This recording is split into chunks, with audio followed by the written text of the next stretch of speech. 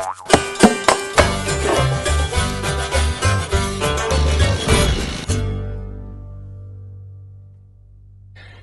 everybody, Paul Mack here. I want to talk to you today about how to sharpen your draw knife. Now, a draw knife is basically a long, sharp pocket knife with handlebars for major whittling or shaping of wood.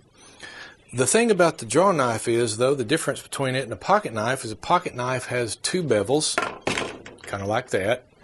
The draw knife has only one bevel, which poses a little bit trickier challenge to be able to sharpen a draw knife properly.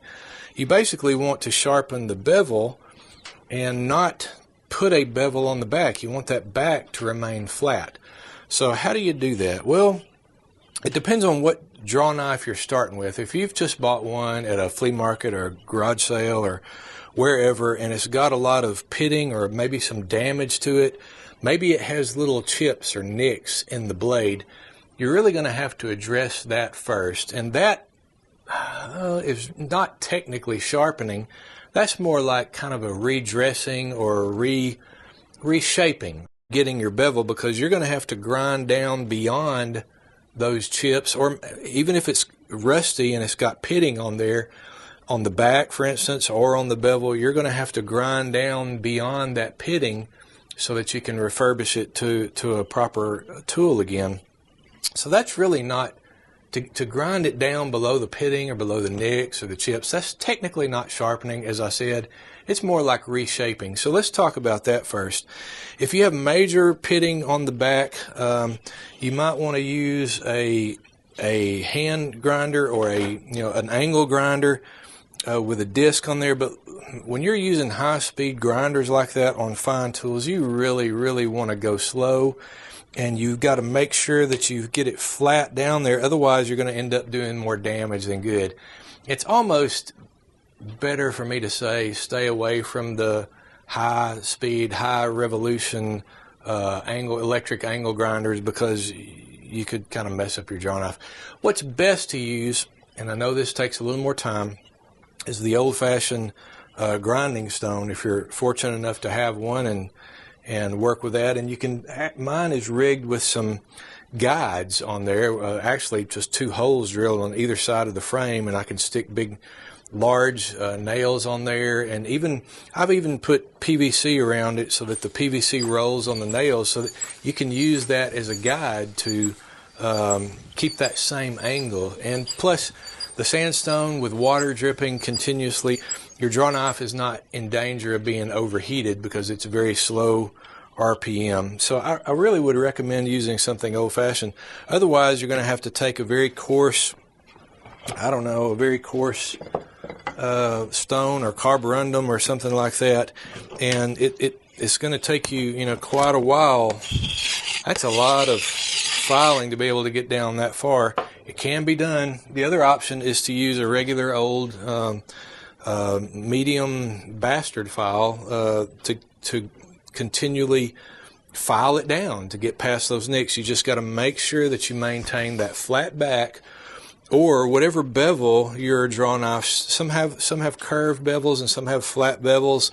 Sometimes the bevel is curved this way, and the back is curved as well. You just want to maintain whatever your draw knife began as, whatever bevel or shape it began as. So you could use a file to really take, because you're trying to take off a lot of material to get down below the chips or the nicks or the rusty pitting or whatever it is. Basically, you want to make it shine again, and you want to preserve the shape of whatever it is. Depending on the make of draw knife, some of these draw knives on the back at the cutting edge, the business edge, have a very slight taper. You can't really see it. The only way you would see it would be to put a flat surface down on it, and you might see daylight about the last quarter edge toward the sharp end. You might see a little bit of daylight there. It's just a taper. And what that causes is when you're using it bevel side up, which normally, in most circumstances, I use my draw knife bevel side down. It's just a little easier to control that way. There are times where you would want to use it bevel side, where I use it bevel side up if I'm just making a long, flat surface, kind of like you would use a plane. And in that instance, if you have one that's ever so slightly tapered there on that edge, it doesn't tend to dig as much when you're using it bevel side up. That's basically the only difference. Drew Langsner is a man who, a fairly famous green woodworker. He makes a lot of chairs, old-fashioned things. He uses a lot of old-fashioned tools. One of the things that he noted was that on all the draw knives that he had, a lot of them have, some draw knives are made with different pitched bevels, different angles, different degrees. He has found with on all the draw knives that he likes that tend to work very well, the magic angle is about 33 degrees. And I would agree with that. So basically 33 degrees is where you want to keep that angle. So once that's done, you want to move on to the actual sharpening of the draw knife. And that would begin with a medium or coarse grit. I've got one here that's somewhat medium. And you would take the draw knife and hold it there in the cleft of your shoulder there, blade side up. And you basically want to put it flat against the draw knife back and in a circular motion. Well, actually, I want to add a little 3-in-1 oil first. If you like oils on your stones, some people use wet stones with water, whatever your preference is. The old books, point out either one. People have different preferences. I've got oil on a stone here. You just want to make sure you continually wipe off the dirt and stuff so that it doesn't get down in the pores and the stone remains clean. So basically, you just, in a circular motion, you just go back and forth. Make sure your stone is flat, and you need a flat stone to be able to do this. Make sure it's flat against the back as you continually go back and forth. And you're looking for a nice, even shine across the whole blade. And which is easy to see if it's, starting with a little bit of a rusty blade. So you just want to continue to do that until you've got basically the whole back nice and evenly flat. Wipe that stone off just a little bit. And then you can take and turn your draw knife around to where the bevel side is out. And you want to do the same thing, except this time you want your stone flat against the bevel. And you can kind of hear it rocking right there. You want it right flat on the bevel and continue the same circular motion. Back and forth. Make sure you don't change your angle and ruin the shape or dull the blade beyond what you need it to be. Another thing you can do, if you're not sure, some of these, as I said, some of these draw knives have a convex bevel to it, and that's a little harder to find, because you're actually changing the angle as you're sharpening. One thing you can do to make sure that you sharpen the entire bevel is take a magic marker or a Sharpie and paint the entire blade so that you can see what you've done. And whatever part still has Sharpie on it, you obviously missed that part and you need to go back and address that. Now once you've done the bevel, I like to go back one more time on the back side and do that part again, making sure that the stone is flat against the back and that circular motion. And then once you've done that, you can go to a finer stone, like this one here. Do the bevel first.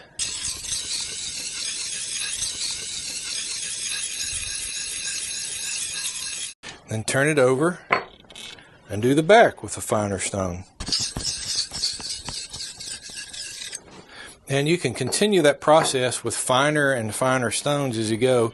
Do the bevel side, then the back, bevel side, then the back. Now rather than placing the draw knife, in the cup of your shoulder there and holding it this way, some people prefer elevating the stone. I've got a little holder for this one. Elevating the stone on a board just so that you don't, because if you did it down on the table here, you would kind of nick your hands with the handles. You can elevate the stone and then make sure you got the correct bevel, and kind of at an angle, got a 45-degree angle, you can work that, sharpen the bevel this way. Some people prefer that. Then you want to turn around, you want to do the back side flat. You could basically do the same thing. You're kind of going at an angle across the stone this way. Seems to work better. So whichever way you want to do that is fine. It's just up to your preference. And once you have that, you've done several fine stones. You can take a strop, which is basically a piece of leather. I've got this one tacked to a little piece of wood. And you can go back and forth, and you want to go with the direction that the blade is pointing in, just one direction. You don't want to come back this way toward the blade, and you just kind of at a slight angle, you'll just stroke that one direction and then the other, back and forth. And basically, if you know much about sharpening, there's a wire edge. That's what they call the wire edge that you're looking for. It's kind of like, have you ever cut a piece of tin with some tin snips, and you cut that tin, and when you look at it, it's very sharp. There's kind of a little lip that's coming up as those nips cut that tin, and there's a lip that comes up one direction. You could take a file and knock that lip back down the other direction, and then take the file and knock it up this direction, and then this direction, and then this direction. You keep doing that back and forth, and pretty soon that little lip will be so weak. It's kind of like bending wire. You bend that wire back and forth, and it'll heat up, and pretty soon the wire will break. Well, it's kind of like that. That's what the wire edge is.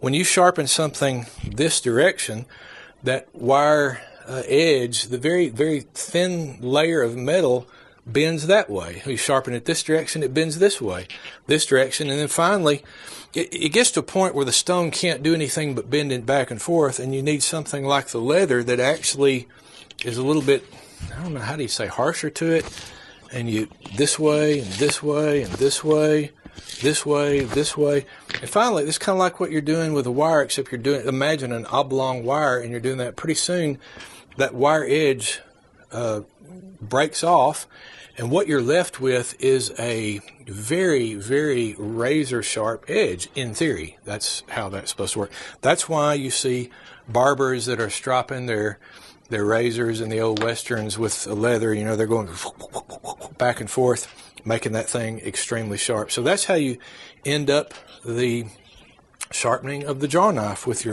first with a coarse stone. Well, back up. First, you reshape it, get the nicks, damage out if there are any. If not, you're starting with basically maybe a rusty Drawknife. You want to make sure the back is nice and shiny. And then you start sharpening your bevel with a coarse stone, bevel side, back side with a coarse stone, go to a finer stone, bevel side, finer stone, back side, flat, and then finer stones if you want to. And then finally, you end up stropping the edge one way, then the other way, and lightly oil it, and then you've got a very nice Drawknife that's honed and ready for action. So that's it. If you'd like to see my other video on the Drawknife, you know I've got my show called My Favorite Farm Tool. There's one episode where I do an entire show on the ins and outs of using the Drawknife. Please go back and watch that if you get a chance. I think you're going to like it. I'll have a link at the end here or in the description below. So I think that just about does it for everything I know about sharpening a Drawknife. If you've got a question, please leave it in the comment section below, or if you want to add to the discussion of sharpening the Drawknife, do so in the comment section below. And please subscribe to the channel if you haven't already. I would surely appreciate it. And share these videos with other like-minded people. Until next time, I'm Paul Mack, and I'll talk at you later.